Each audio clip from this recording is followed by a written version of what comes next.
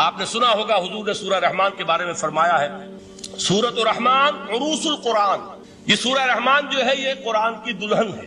جیسے دلہن کو آپ خوشنما لباس پہناتے ہیں، آراستہ پیراستہ اس کو گہنے اور اس کو زیور پہناتے ہیں، تو جس طریقے سے سجاتے ہیں آپ دلہن کو، اللہ تعالیٰ نے ایک سورت قرآن مجید میں یہ ایسی رکھی ہے سورہ رحمان کی، اسے خوب سجایا ہے۔ اس میں الفاظ کا در و بست، اس کا اپنا ایک ڈیوائن میوزک ہے۔ وہ تو اللہ تعالیٰ قراء جو ہے، خاص طور پر مصر کے قراء، اللہ تعالیٰ ان پر رحمت نازل فرمائے، ان کی خطاؤں سے درگزر کرے۔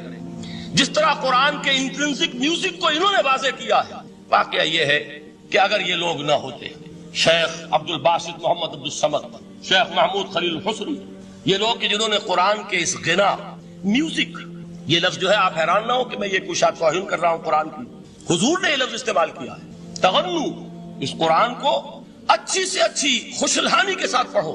من لم یتغن بالقرآن فلیس منا، جو قرآن کو بہتر سے بہتر انداز میں، اچھی سے اچھی آواز میں، خوشلہانی کے ساتھ پڑھنے کی کوشش نہیں کرتا، وہ ہم میں سے نہیں ہے۔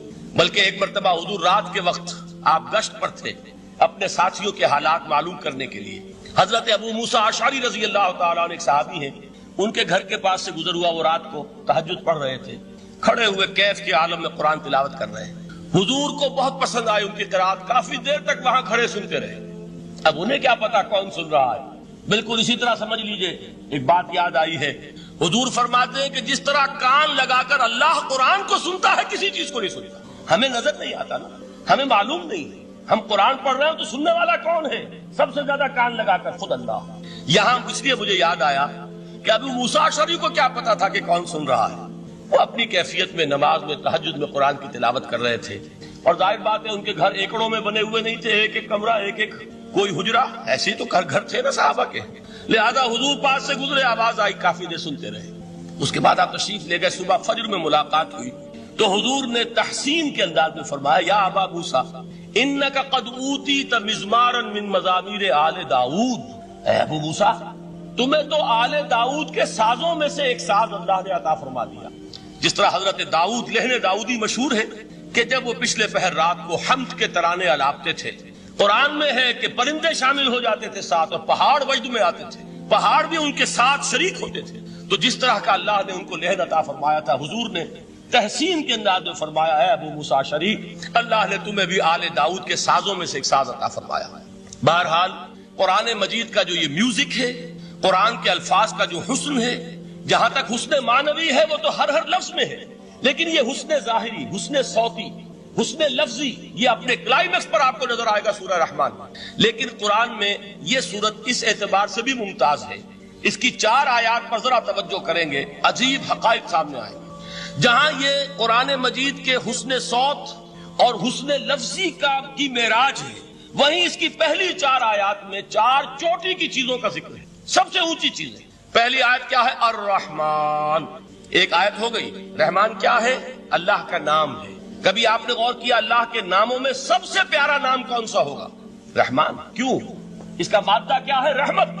ہمیں سب سے بڑھ کر جس چیز کی ضرورت ہے وہ کیا ہے؟ رحمت خداوندی۔ نام اچھی طرح سن لیجئے اس حضور کے قول کو۔ حضور فرماتے کوئی شخص جنت میں مجرد اپنے عمل کی بنیاد پر داخل نہیں ہو سکے گا جب تک کہ رحمت خداوندی دستگیری نہ کرے۔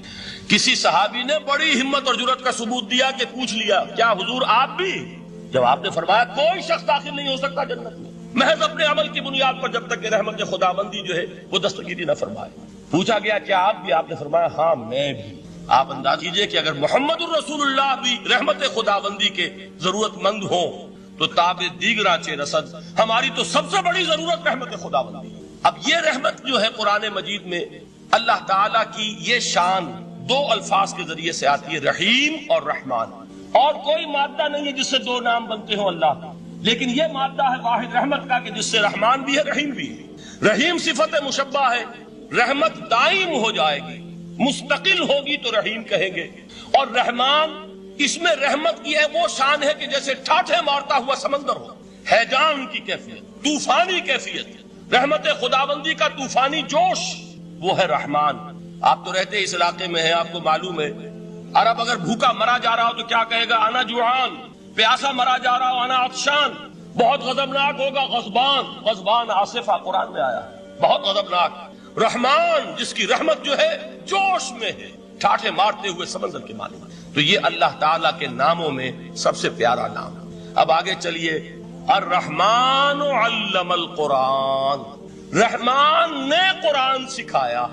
رحمت خداوندی کا سب سے بڑا مظہر، رحمان کی رحمانیت کا سب سے بڑا مظہر قرآن ہے۔ ان میں جو منطقی ربط ہے اس کو سمجھتے جائیے۔ اچھا آپ یہ سوچئے، جو علم بھی انسان کو حاصل ہوا وہ کس نے دیا؟ اللہ نے۔ سائنس کا علم کس نے دیا؟ اللہ نے۔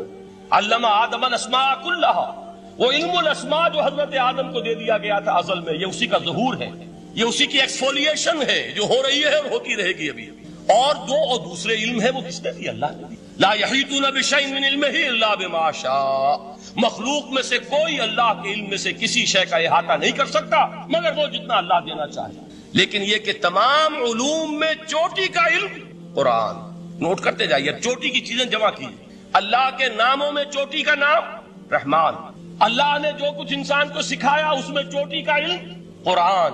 خلق الانسان، انسان کو پیدا فرمایا۔ سوال یہ کہ حیوانات کو کس نے پیدا فرمایا؟ آسمان کس نے پیدا کی؟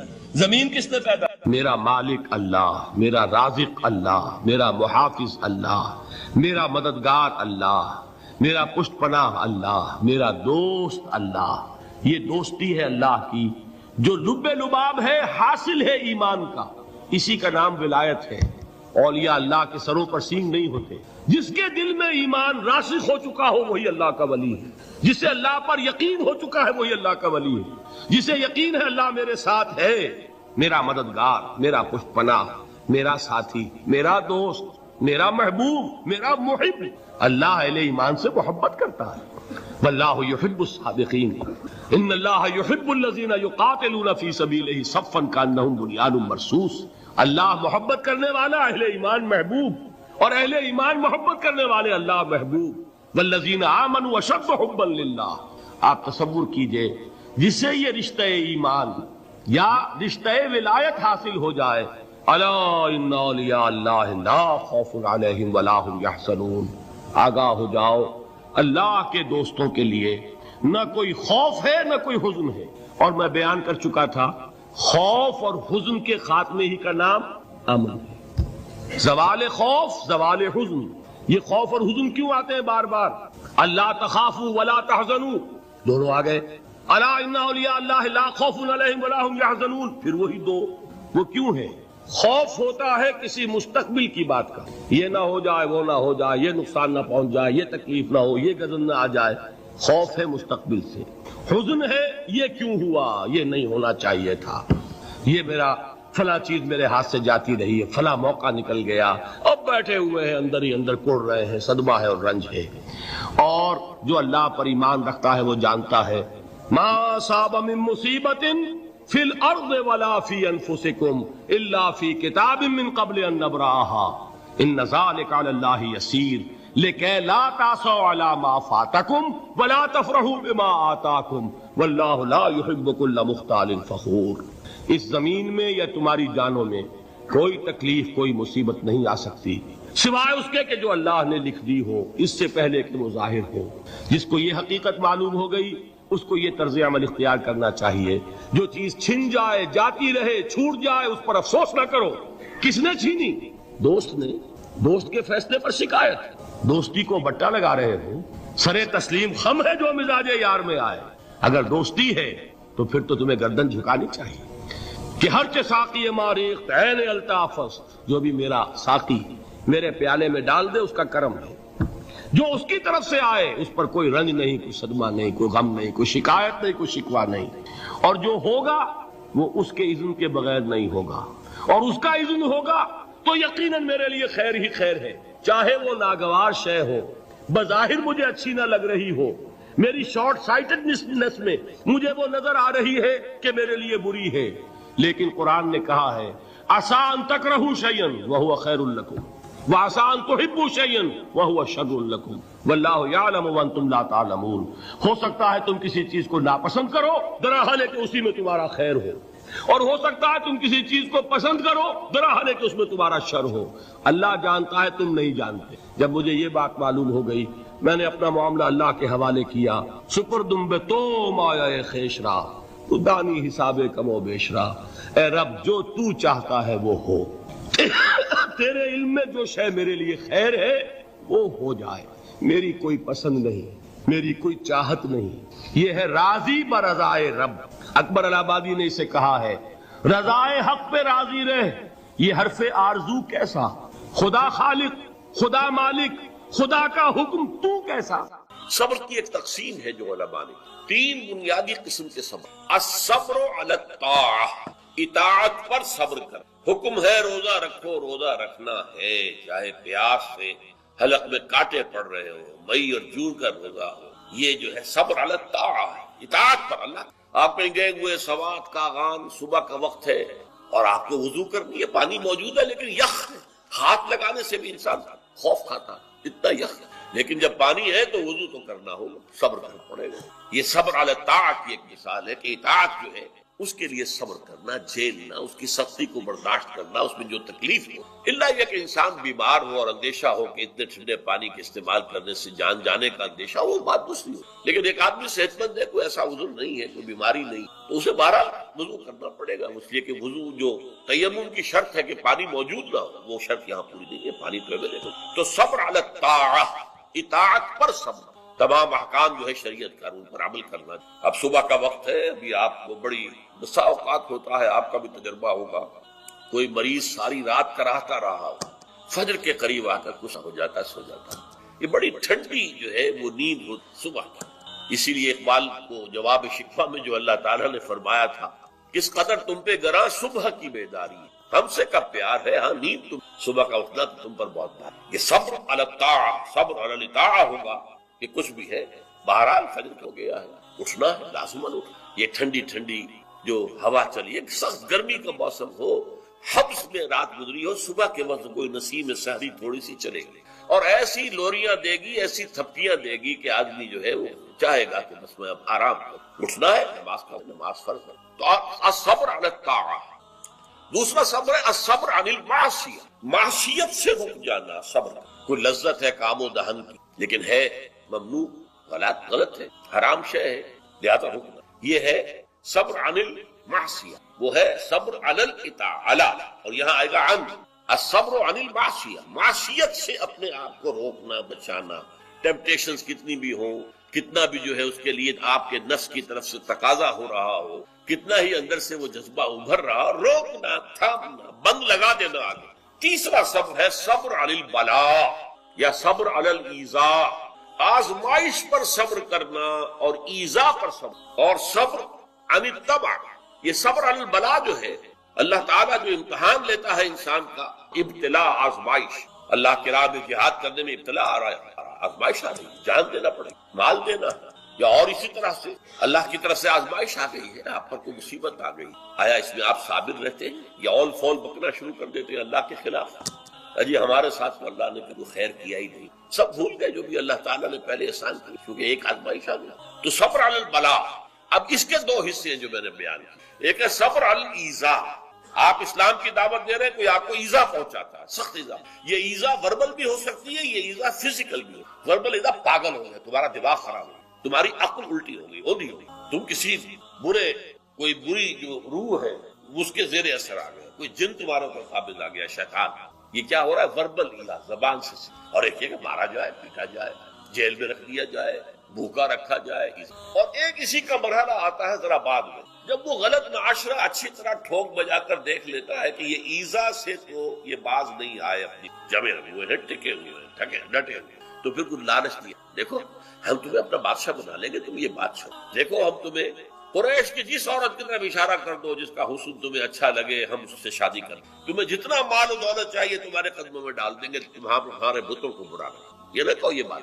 اب یہ طمع، ٹیمپٹیشن کے مقابلے میں رکنا، ایذا کے مقابلے میں رکنے سے زیادہ مشکل، جس کی ایک بہت بڑی مثال جو ہے امام احمد ابن حنبل کی میں ہے کہ جب مسئلہ خلق قرآن پر جب انہیں جیل میں ڈالا گیا، مارے ماری گئی، الفاظ یہ آتے ہیں تاریخ میں کہ انہیں وہ مار ماری گئی کہ اگر ہاتھی کو بھی وہ مار ماری جاتی تو چنگھاڑ، لیکن ان کے آنکھوں میں کبھی آنسو برداشت۔ پھر زمانہ بدل گیا، اب خلیفہ کوئی اور ہو گئے اور ان کا اپنا موقف وہی تھا جو امام احمد ابن حنبل کا ہے، تو اب دارالخلافہ سے ایوان خلافت سے ایک ایلچی آیا ہے اشرفیوں کی تھیلیاں لے کر کے، یہ خلیفہ نے آپ کو، اس پر حضرت امام احمد بن حنبل رو پڑے، اے اللہ میں اس آزمائش کا اہل نہیں، یہ آزمائش سختر ہے اس مار سے کہ مجھے جیل کے اندر اس سے رکنا بہت مشکل۔ تو میں نے یہ صبر کی قسمیں آپ کو گنوا دی، صبر علی الطاعہ، صبر عن المعصیہ۔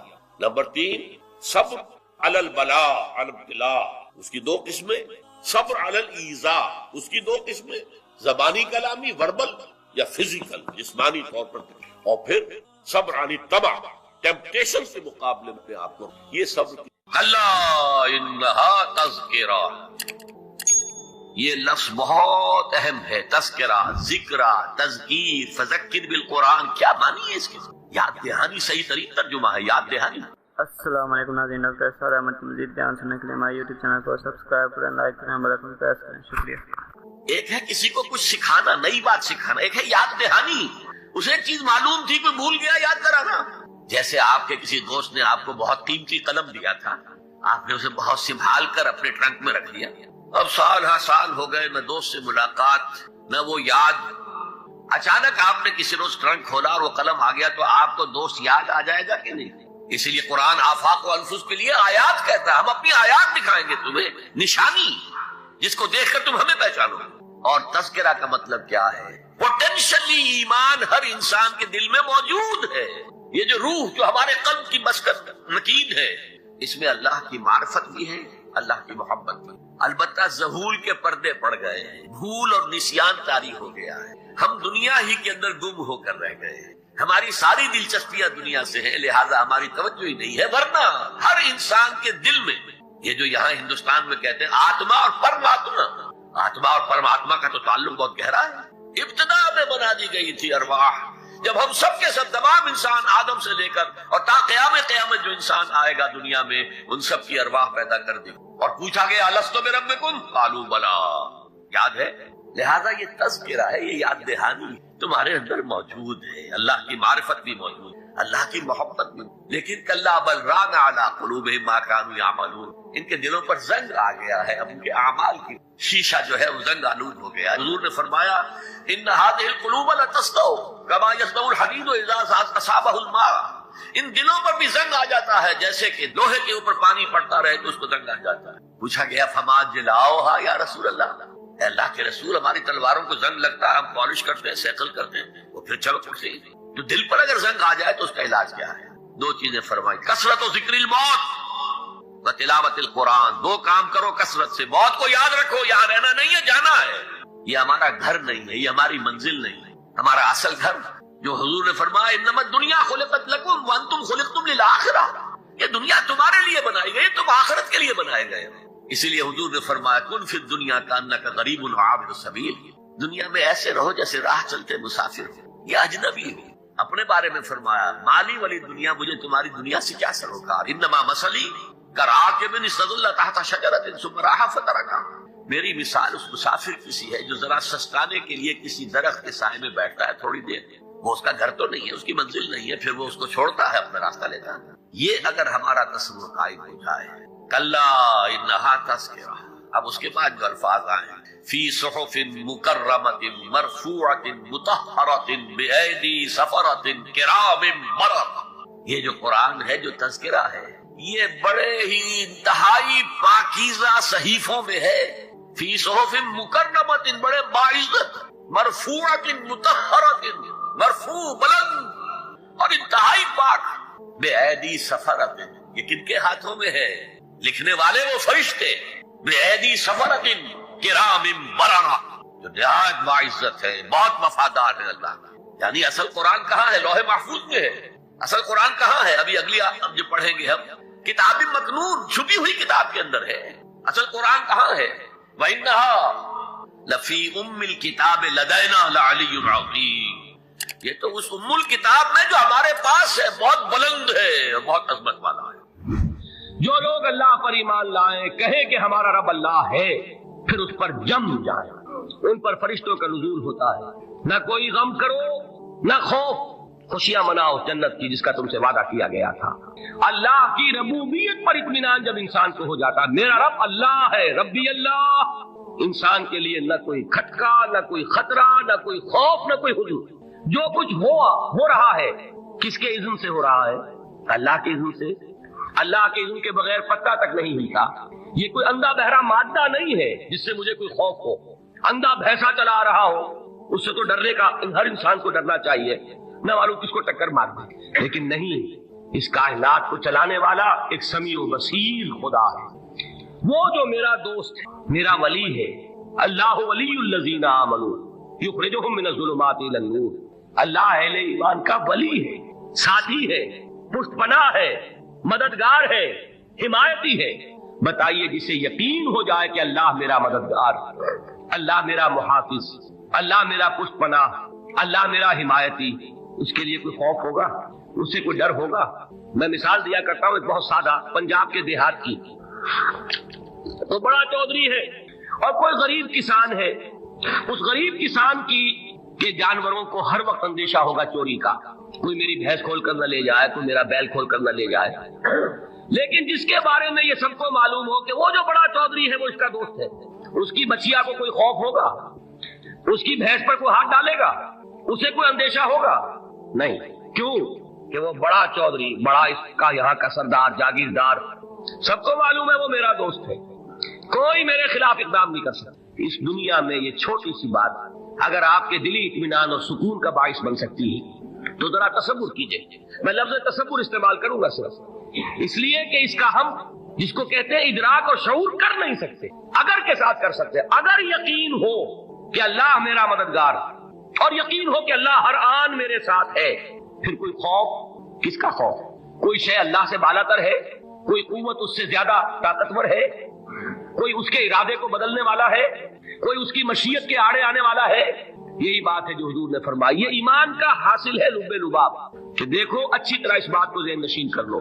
अगर तमाम इंसान मिलकर तुम्हें कोई नुकसान पहुंचाना चाहे, नहीं पहुंचा सकते, मगर जो कुछ अल्लाह ने लिख दिया, और तमाम इंसान मिलकर तुम्हें कोई नफा पहुंचाना चाहे, नहीं पहुंचा सकते, मगर वो शय जो अल्लाह ने तय कर दी। आप फिर मैं कहूंगा जरा तारीफ कीजिए, इसे फर्ज कीजिए, इसे सोचिए। अगर इस हदीस पर हमारा दिल ठुका हुआ हो तो किसी से डर होगा? ये मुझे नुकसान ना पहुंचा दे, ये मेरी रिपोर्ट खराब ना कर दे, ये मेरी इंक्रीमेंट ना रुकवा दे, ये मेरा ये ना बिगाड़ दे, ये मेरे ये नुकसान ना पहुंचा दे। इसका डर, उसका डर, इसका खौफ, उसकी खुशामद, उसके लिए जाकर तरह तरह से अपनी इज्जत नफ्स को जलील करवाना उसके सामने। ये सब कुछ क्यों करता है इंसान? जब समझता है कि इसके हाथ में मेरा कोई नफा है, इसके हाथ में मेरे लिए कोई जरर है, ये मुझे कोई गजन पहुंचा सकता है, ये मुझे कोई नुकसान पहुंचा सकता है, ये मेरे कोई काम बना सकता है, ये मेरी कोई जरूरत पूरी कर सकता है। इसी का नाम शिर्क है। जहां आपने ये समझा कि गैरुल्लाह के अंदर कोई ताकत मौजूद है, वही शिर्क है। बुतों से तुझको उम्मीदें, खुदा से नौमीदी, मुझे बता तो सही और काफरी क्या है? शिर्क तो ये जिस पर भी तुम्हें ये ख्याल है, कलमा है ये कलमा सोम, ला हौला वला कुव्वता इल्ला बिल्लाह। जरा इस पर दिल को कभी अगर आप तसव्वुर करें, फिर फर्ज करें, दिल ठुक जाए इस पर, कोई ताकत नहीं। यही बात थी जो शेख अब्दुल कादिर जिलानी रहमतुल्लाह अलैह ने अपनी वसीयत में अपने बच्चे से कही। 11वीं देने वाले हैं, लेकिन हजरत शेख अब्दुल कादिर जिलानी की वसीयत और तालीमात को कितने लोग जानते हैं? ये जिन मकामात तक पहुंचे हैं वो किस चीज की बदौलत पहुंचे? उन्होंने जो पैगाम दिया वो क्या था? ऐ मेरे बच्चे, जिस तरीके से कुरान मजीद में हजरत लुकमान की नसीहतें जो है नकल कर दी गई हैं, मैं ये अर्ज करूंगा बिलफर्ज अगर कुरान हजरत अब्दुल कादिर जिलानी के बाद नाजिल हुआ होता तो शेख अब्दुल कादिर की ये नसीहतें भी कुरान में दर्ज होती। इतनी ऊंची नसीहतें हैं। ऐ मेरे बच्चे, इस हकीकत को ज़हन नशीन कर ले, ला फाइला फिल हकीकत वला मुअस्सिरा इल्लल्लाह। इस कायनात में न कोई फाइल हकीकी है, न मुअस्सिर हकीकी है सिवाय अल्लाह। किसी शय में कोई तासीर नहीं अगर अल्लाह न चाहे। आग जला नहीं सकती अगर अल्लाह न चाहे, पानी डबो नहीं सकता अगर अल्लाह न चाहे, जहर हलाक नहीं कर सकता अगर अल्लाह न चाहे, कोई किस फायदा नहीं पहुंचा सकती अगर अल्लाह न चाहे। तो दर दर पे क्यों सर झुकाते हो? दर दर पर क्यों जबीसाई करते हो? सबके सामने क्यों हाथ फैलाते हो? एक अल्लाह से मांगो, एक अल्लाह के सामने जबीन पर अपनी जबीन रखो। ला फाइला फिल हकीकत वला मुअस्सिरा इल्लल्लाह। नजर आता है हमें कि पानी प्यास बुझा देता है, प्यास बुझाने की सलाहियत पानी में नहीं है, अल्लाह के इज़्न से। खाना भूख मिटा देता है, भूख मिटाने की सलाहियत खाने में नहीं है, इज़्न रब में। देखिए यही यकीन था। हजरत मूसा अलैहिस्सलाम का वाकया याद कीजिए। सामने समंदर आ गया है, कौम देखती है पीछे कि गर्दो गुबार का तूफान। मालूम हुआ कि फिरौन अपने लश्कर समेत आ गया।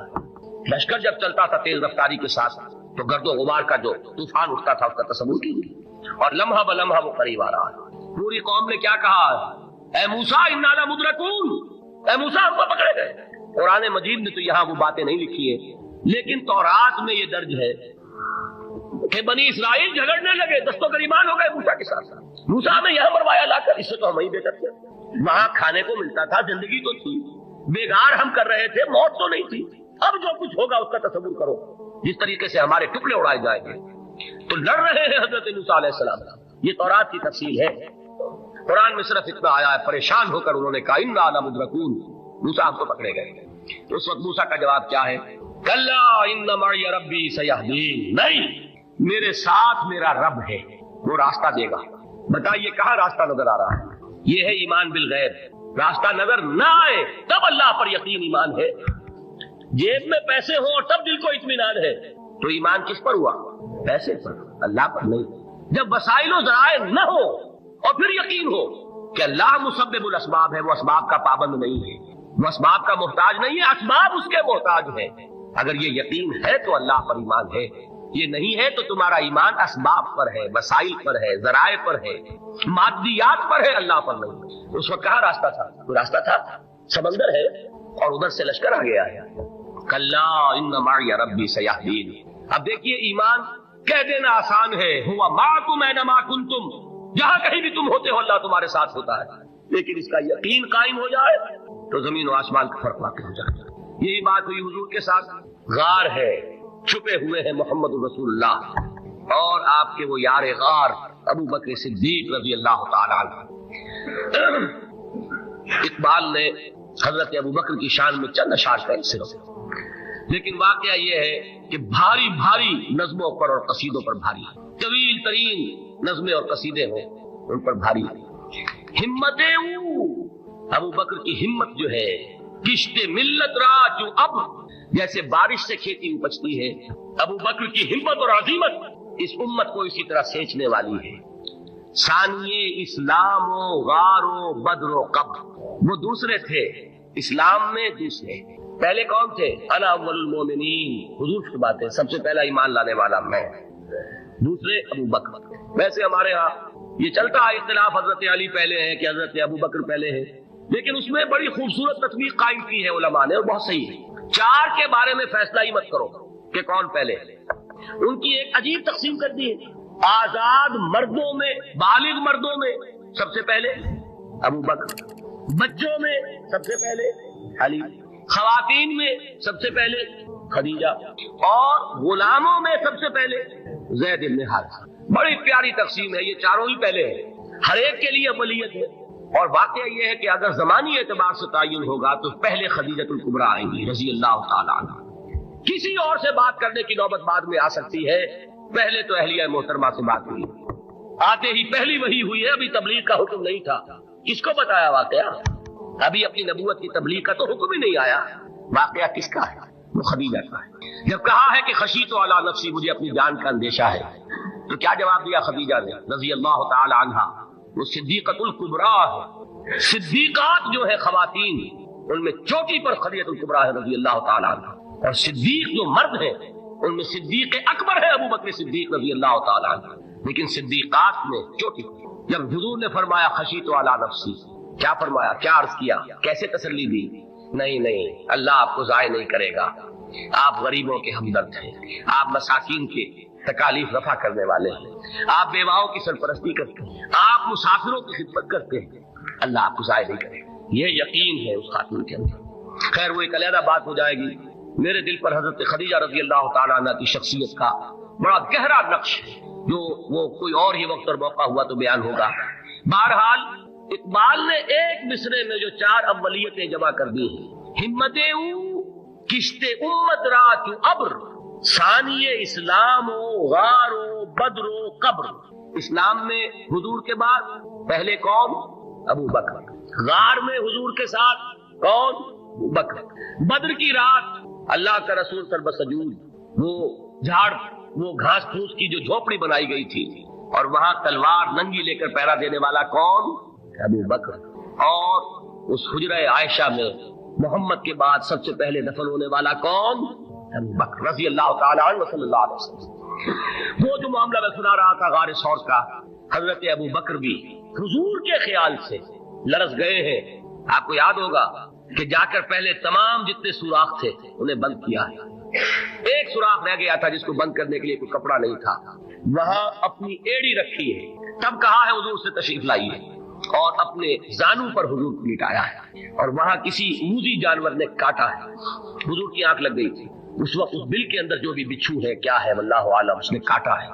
उसकी तकलीफ की वजह से अबू बकर की आंखों से आंसू टपक गए, हुजूर के चेहरे मुबारक पर पड़े हैं। तो हुजूर जागे हैं, मामला क्या है? एड़ी नहीं हटाई वहां से, मबादा वो जानवर वहां से निकलकर मोहम्मदुर रसूलुल्लाह को कोई गजन पहुंचा दे। अबू बकर की एड़ी है, जिस तरह चाहे खा ले, खत्म कर दे, जान निकल जाए, तब कोई आंच आए मोहम्मद पर तो आए, लेकिन जीते जी नहीं। वो है अबू बकर। हुजूर के ख्याल से उस वक्त हुजूर ने फिर अपना लुआब दहन लगाया है, और उससे फिर आपकी तकलीफ खत्म हुई। जैसे खैबर में हजरत अली की आंख दुख रही थी, उसको जो शिफा हासिल हुई है वो भी हुजूर के लुआब दहन से हुई। तो बहरहाल उस वक्त उन्होंने कहा है कि ऐ नबी या रसूल अल्लाह, अगर इस वक्त इनमें से किसी ने गैर इरादी तौर पर भी अपने कदमों की तरफ झांक लिया तो पकड़े जाएगा। क्या जवाब था अल्लाह के रसूल का? ला तहज़न इन्नल्लाह माना। अल्लाह हमारे साथ से क्यों घबराते हो अबू बकर? ये है ईमान बिल्लाह, मेरा मालिक अल्लाह, मेरा राज़िक अल्लाह, मेरा मुहाफिज अल्लाह, मेरा मददगार अल्लाह, मेरा पुष्पनाह अल्लाह, मेरा दोस्त अल्लाह। ये दोस्ती है अल्लाह की, जो लुब्बे लुबाब है, हासिल है ईमान का, इसी का नाम विलायत है। औलिया अल्लाह के सरों पर सीम नहीं होते। जिसके दिल में ईमान रासिख हो चुका हो वही अल्लाह का वली है, जिसे अल्लाह पर यकीन हो चुका है वही अल्लाह का वली है, जिसे यकीन है अल्लाह मेरे साथ है, मेरा मददगार, मेरा पुष्पनाह, मेरा साथी, मेरा दोस्त, मेरा महबूब, मेरा मुहिब। अल्लाह अहले ईमान से मोहब्बत करता है। वल्लाहु युहिब्बुस सादिकीन, इन्नल्लाह युहिब्बुल लज़ीना युक़ातिलूना फ़ी सबीलिही सफ़्फ़न कअन्नहुम बुन्यानुम मरसूस। अल्लाह मोहब्बत करने वाला, अहले ईमान महबूब, और अहले ईमान मोहब्बत करने वाले अल्लाह महबूब। वल्लज़ीना आमनू अशद्दु हुब्बन लिल्लाह। आप तसव्वुर कीजिए, जिसे ये रिश्ते ईमान या रिश्ते विलायत हासिल हो जाए, अला इन्ना औलिया अल्लाह ला खौफुन अलैहिम वला हुम यहज़नून। आगाह हो जाओ, अल्लाह के दोस्तों के लिए न कोई खौफ है न कोई हुज़्न है। तिरमिज़ी और इब्न माजा में हजरत अनस इब्न मालिक रज़ी अल्लाह तआला अन्हु से रिवायत है। हमारा चैनल सब्सक्राइब करना और नोटिफिकेशन बेल ऑन करना ना भूलिएगा, ताकि हमारा राब्ता बरकरार रहे। हुजूर ने फरमाया, कुल्लु बनी आदम खत्ताऊन व खैरुल खत्ताईन अत-तव्वाबून। तमाम बनी आदम खताकार हैं। खताकार भी नहीं, बहुत खताकार, बहुत खताकार। लेकिन इन खताकारों में बेहतर लोग वो हैं जो खूब तौबा कर, गलती हो गई तौबा कर। और एक और हदीस में आपको बताऊंगा, ये नहीं है कि फिर कभी वो गलती ना हो। इस वक्त आप ये लगा लें अपने ऊपर, ये काम मैंने नहीं करना, और एक दफा वो काम छोड़ दें तो तौबा हो गई। फिर अगर कुछ अरसे के बाद फिर कहीं आप जज्बात की राह में बह गए, फिर कहीं कोई बुरे असरात जो है वो पड़े, फिर गलती, कोई बात नहीं, फिर हो गया, तब वाप इसीलिए का बार बार तौबा। तो कुल्लु बनी आदम खत्ताऊन व खैरुल खत्ताईन अत-तव्वाबून। दूसरी हदीस, ये भी इब्न माजा और बैहक़ी में है, हजरत अब्दुल्लाह इब्न मसऊद रज़ी अल्लाह तआला अन्हु, अत्ताइबु मिनज़्ज़म्बि कमन ला ज़म्बा लहू। गुनाह से तौबा करने वाला ऐसे है जैसे उसने कभी गुनाह किया ही नहीं। धुल जाती है, तख्ती धुल गई, बच्चे ने तख्ती लिखी थी उसको धो दिया, खत्म हो गया। एक हदीस तो पढ़कर मैं भी चौंका। ये असल में उस्लूब है बयान का, बताने के लिए कि तुम्हारे दिलों के अंदर मायूसी का गलबा था। मायूस असल में जो है, मायूसी ये इब्लीसियत है, नोट कर लीजिए। मायूसी इब्लीसियत की का अक्स। मुबलिस कहते किसे, जो मायूस हो गया। इब्लीस सबसे बढ़कर मायूस है वो इब्लीस। उसे मालूम मेरा छुटकारा तो नहीं है, लिहाजा मैं जितनों को अपने साथ लेकर जहन्नम में झोंक दूं, यही मेरी कमाई है, मैंने तो बचना नहीं। तो इब्लीस कहती है उसको, जो इंतहाई मुबलिस, जो रहमत खुदाबंदी से मायूस है। अब उसको दूर करने के लिए हदीस सुनिए, और ये हदीस मुस्लिम शरीफ की है, सहीहैन के अंदर, हजरत अबू हुरैरा से हुजूर फरमाते हैं, वल्लज़ी नफ्सी बियदिही, कसम है उस जात की जिसके हाथ में मेरी जान है, लौ लम तुज़निबू, اگر تم لوگ گناہ نہ کرتے لذهب اللہ بکم، تو اللہ تعالیٰ تمہیں لے جاتا کہیں اور، ولجاء بقوم یذنبون، اور پھر کسی ایسی مخلوق کو پیدا کرتا ہے جو گناہ کرتے، فیستغفروا اللہ، اور پھر وہ اللہ سے استغفار کرتے اور توبہ کرتے، فیغفر لهم، اور اللہ تعالیٰ انہیں معاف کرتا۔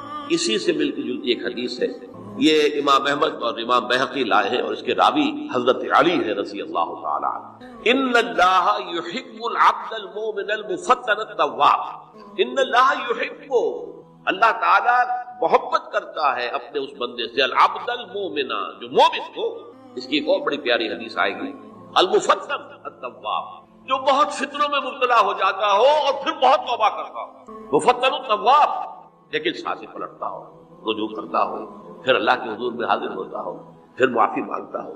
اللہ تعالیٰ کو اپنا ایسا بندہ بہت پسند۔ اب میں کچھ اور حدیثیں آپ کو سنا رہا ہوں۔ توبہ کا دروازہ دو اعتبارات سے کہا گیا ہے کہ ایک وقت آنے پر بند۔ ایک حدیث کے تو الفاظ میں نوٹ کر کے نہیں لایا ہوں کہ اللہ تعالیٰ نے توبہ کا ایک دروازہ اتنا چوڑا کھلا رکھا ہوا ہے کہ جس کو عبور کرنا جو ہے وہ سال ہر سال میں اور یہ بند نہیں ہوتا جب تک کہ سورج مغرب سے طلوع نہ ہو جائے۔ یہ قیامت کی جو آخری، قریب قیامت کی جو آخری نشانیاں ہیں ان میں سے وہی حدیث میں آپ کو سنا رہا ہوں، عن ابی ہریرہ رضی اللہ تعالی عنہ، اور یہ مسلم شریف کی روایت ہے، من تاب قبل ان تطلع الشمس من مغربها تاب اللہ علیہ، سورج کے مغرب سے طلوع ہونے سے قبل تک جو لوگ توبہ کریں گے اللہ تعالیٰ ان کی توبہ قبول، البتہ جب وہ قیامت کی وہ نشانی ظاہر ہو جائے کہ سورج مغرب سے طلوع ہو رہا ہے، اب دروازہ توبہ کا ہے۔ اب اس کے بعد اگر توبہ کوئی کرتا ہے تو اللہ تعالیٰ اس کی توبہ کو قبول نہیں۔ یہ تو اجتماعی سطح پر ہوئی، انفرادی سطح پر۔ عن عبداللہ ابن عمر رضی اللہ تعالی عنہما عن النبی صلی اللہ علیہ وسلم قال ان اللہ عز وجل یقبل توبۃ العبد ما لم یغرغر، یہ ترمذی میں ہے حضرت عبداللہ ابن عمر رضی اللہ تعالی عنہما سے کہ اللہ تعالیٰ اپنے بندے کی توبہ قبول کرتا ہے جب تک کہ وہ جسے ہم کہتے ہیں گھنگرو نہ بولنے لگے حلق کے اندر، جبکہ نزع، عالم نزع ہو اور جان جو ہے وہ آتا پھر یہاں اٹکتی ہے، تو اس وقت تک دروازہ کھلا ہے توبہ۔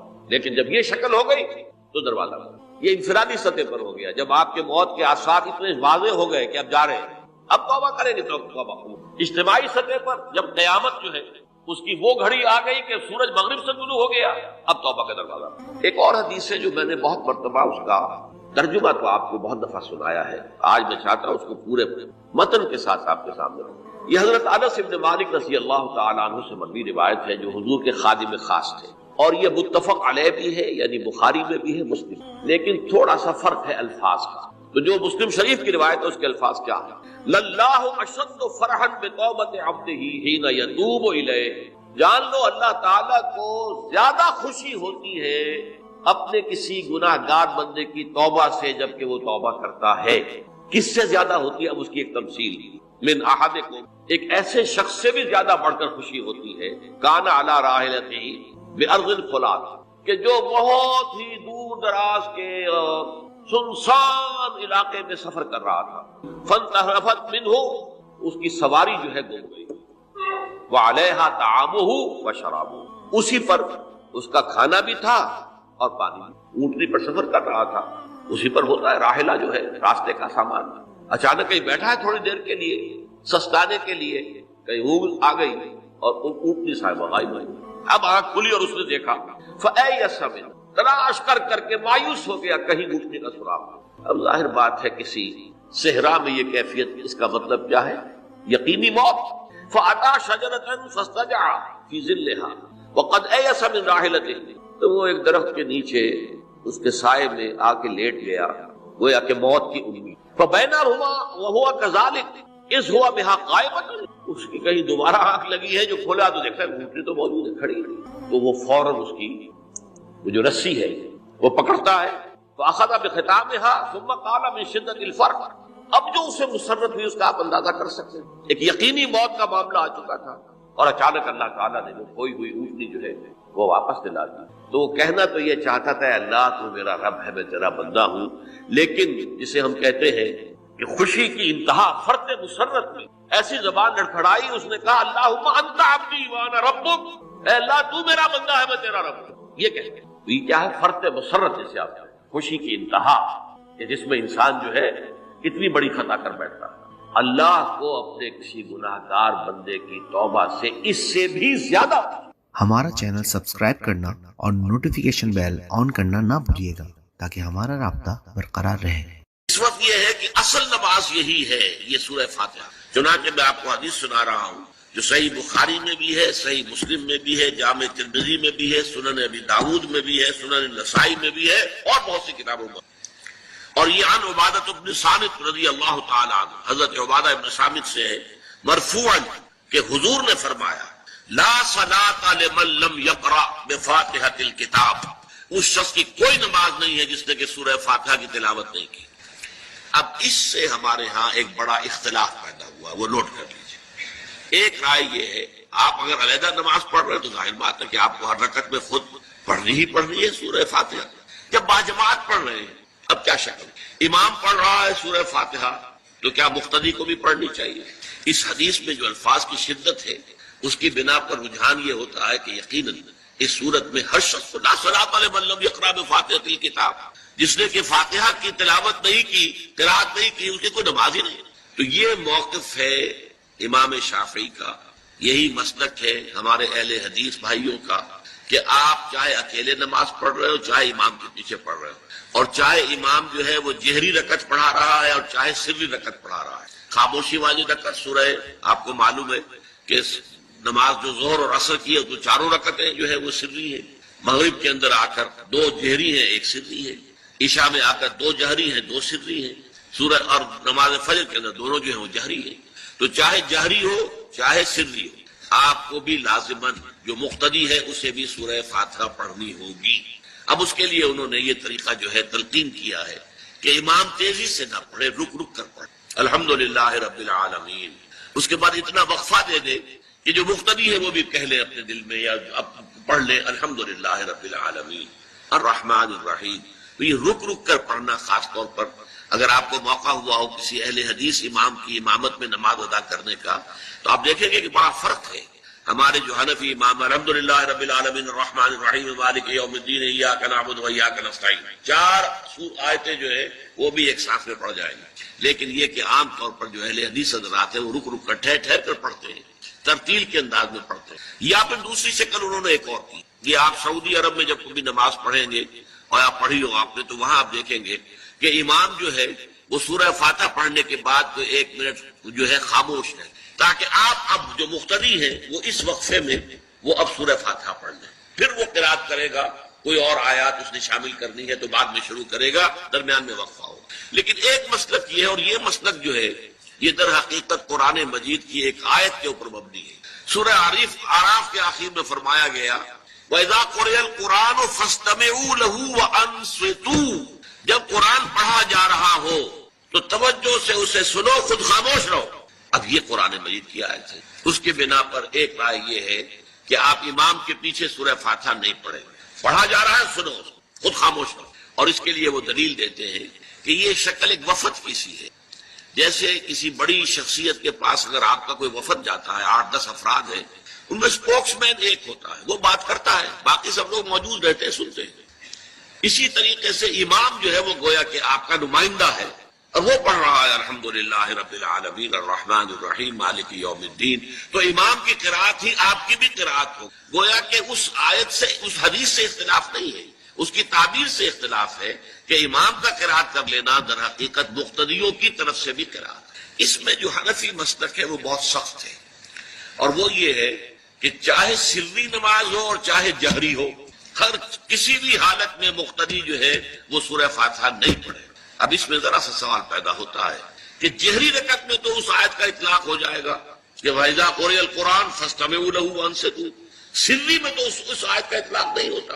بہرحال یہ مسلک ہے امام شافعی کا، ایک انتہا پر ہے، ہر صورت میں سری ہو یا جہری ہو آپ کو پڑھنی ہی پڑھنی ہے. اور امام ابو حنیفہ دوسری انتہا پر ہے کہ چاہے سری ہو چاہے جہری ہو کسی شکل میں نہیں پڑھے. امام مالک کا مسلک ہے درمیان میں، اور میں اس میں کوئی جھجک محسوس نہیں کرتا کہ میں آپ کے سامنے عرض کر دوں کہ میں اس پر عمل پیرا ہوں. وہ کیا ہے؟ جہری نماز میں خاموش رہو اور سنو. اس آیت کا اطلاق ہو جائے گا جب بلند آواز سے پڑھ رہا ہے امام تو پوری توجہ، فاستمعوا لہ، اپنی پوری توجہ کو اس کے سننے کے اوپر مرکوز کر دو اور خود خاموش. سری رکعت میں البتہ جبکہ وہ بھی خاموشی سے پڑھ رہا ہے آپ بھی. بہرحال ان چیزوں میں میں نے یہ سب کچھ بیان کیا ہے تو اس سے جو میرا مقصود ہے وہ یہ ہے کہ معلوم ہو جائے کہ اس میں کوئی بڑی بنیادی بات نہیں. نہ یہ کہ جو حنفی ہیں وہ اس حدیث کا انکار کرتے ہوں کہ لا صلاۃ لمن لم یقرأ بفاتحۃ الکتاب، کیسے وہ انکار کریں گے. اور نہ ہی کوئی جو حنبلی ہے یا اہل حدیث ہے وہ قرآن کی اس آیت کا اختلاف جو ہے وہ اختلاف کر سکتا ہے کہ اذا قرئ القرآن فاستمعوا له وانصتوا. لیکن یہ کہ اس کے پھر اس سے جو احکام کا استنباط ہے اس میں اختلاف ہو جاتا ہے تو اس کو نہیں سمجھنا چاہیے کہ یہ کوئی بہت بڑی اہمیت والی بات ہے. بات کہ جو فرض نماز ہے اصل اہمیت ہمارے ہاں عام طور پر مذہبی حلقوں میں اور خاص طور پر جو ذرا متصوفانہ انداز کے رنگ کے لوگ ہو وہ فرض کو تو بس ایسے ہی ادا کر لیتے ہیں جیسے بس اس کی کوئی اہمیت نہیں ہے. بلکہ بعض لوگ وہ بھی ہیں کہ وہ فرض کو ترک کر دیتے ہیں. نوافل پر سارا زور، صرف رات کی نماز پر زور دیا جا رہا ہے. فرض نمازوں یہ ہم نے دیکھے ہیں ایسے لوگ بالفعل دیکھے. یہ تمام چیزیں جو ہیں در حقیقت اس پھر راہ نبوت سے انسان کو ہٹا دینے والی. فرض کتنا فرض، نفل کتنا.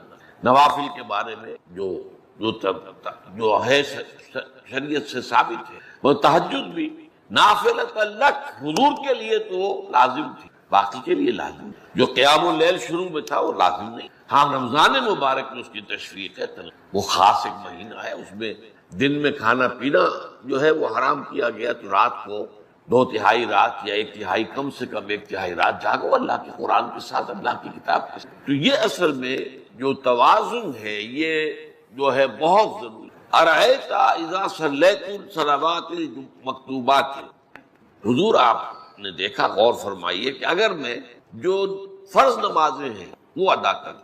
اب مثلا ایک حدیث مجھے اور یاد آئی، فرض نماز کی اہمیت کو بیان کرنے کی حضور نے فرمایا جس شخص نے عشاء کی نماز بھی جماعت کے ساتھ ادا کی اور پھر فجر کی نماز بھی جماعت کے ساتھ ادا کی اس کے لیے پوری رات کا قیام لکھ دیا. فرض کی یہ اہمیت. تو اذا صلیت المکتوبات صلوات المکتوبات وصمت رمضان، اور میں روزہ بھی رمضان کے روزے رکھ لوں، باقی روزہ رکھنا آپ کی مرضی پر ہے، رکھیں ٹھیک ہے، لیکن وہ لازم نہیں ہے. نجات کے لیے لازم جو بیس لائن ہے وہ جو عبادات فرض، اس کے بعد جتنا آدمی اضافہ کر سکے. حالات کو بھی دیکھیں، بعض حالات ایسے ہوں گے کہ اس میں اصل اہمیت جہاد کی ہو جائے گی، قتال کی. اب ایسا حال بھی ہو سکتا ہے کہ اسلامی نظام قائم ہے، اسلامی حکومت قائم ہے، نظام خلافت قائم ہے، تو اب قتال کا معاملہ جو وہ حکومت کے ذمہ ہے، حکومت انتظام کرے گی. اگر کہیں 10,000 آدمی چاہیے، 10,000 آدمی نکل آئے جانے کے لیے، تو باقی آرام سے گھر میں سوئیں یا نوافل پڑھیں، ساری رات کھڑے رہیں، ٹھیک ہے. یہ تقرب بالنوافل کا موقع ہوگا.